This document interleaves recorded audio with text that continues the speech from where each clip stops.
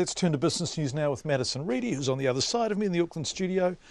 Hi Madison, the Future of Work Forum is about to get underway. Will this result in anything interesting, or is it just a bit of a chat? Who was it that had a bit of a chat? Peter Cook and Dudley Moore. You wouldn't even know who they were, would you? No. I do not. Right, so I'm just showing my I appalling know age who's in there. this one though. Right, what is the Future of Work Forum and what are they trying to achieve? The Future of Work is basically what it says as it sounds. It was created by Grant Robertson. So when the Labour Party was in opposition, Grant Robertson, the now Finance Minister, he put together a commission that he chaired, and that was a Future of Work Commission to deal with the likes of issues like worker displacement with artificial intelligence and technology booms and all that type of thing. And now now that they're in government, they have put forward this Future of Work Forum. So that was announced in May. They absolutely say that it will result in something. Policy is the outcome.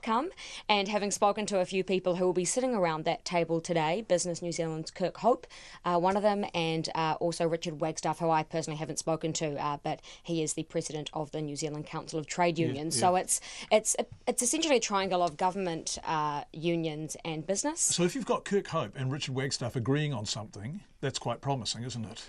Well, yes, the word symbiotic was actually used by Kirk Hope today. Yes. Yeah, I did ask him, are there any conversations that they possibly don't want to have heading into this? I mean, Kirk Hope, going and batting for business, has been very vocal on his views for employment law.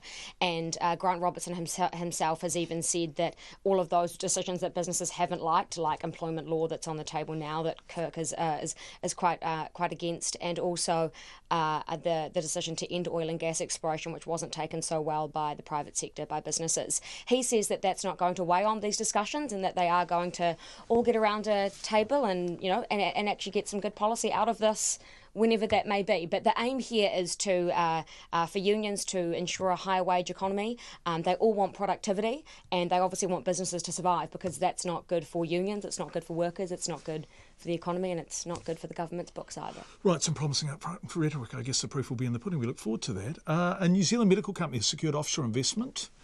Reasonable sum of money, and how do they do it, Madison? It depends what you would consider a reasonable sum of money. To me, $2.6 million is a nice sum of money. So they have secured that from a private equity firm in the United States called Manchester Management Company, which is just a private equity firm.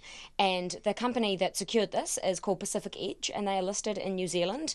It was the brainchild of some New Zealanders, and what they do is they invented and now manufacture and sell what they call CX bladder tests, and it's a molecular test for bladder cancer. So they can test and manage bladder cancer all around the world. So they sell that in 4 places. The United States is their largest market. They have a factory in Dunedin and obviously some staff here too, but they have a facility where they assemble and make their components in Pennsylvania, which is a pretty good location. It's only 2 hours away from some really large markets in the United States. And when I spoke to the chief executive this morning, his name's David Darling, which I think is a great name, he said that has basically, securing this investment is a testament to their little New Zealand company going and basing its operations and putting staff on the ground in the United States. And it was actually the equity firm that came knocking on their door. They didn't go looking for it. So, yeah, they're pretty happy. What happened on the markets today, Madison? I haven't seen anything. They closed down. Lucky I have seen something. So they closed down. The NZX Top 50 Index was down 0.8% at close today. So that's about 75 points to 8921. The New Zealand dollar is buying at 67.9 US cents, 91.9 to the Australian, and 51.8 British pence. Madison Reedy, thank you very much indeed.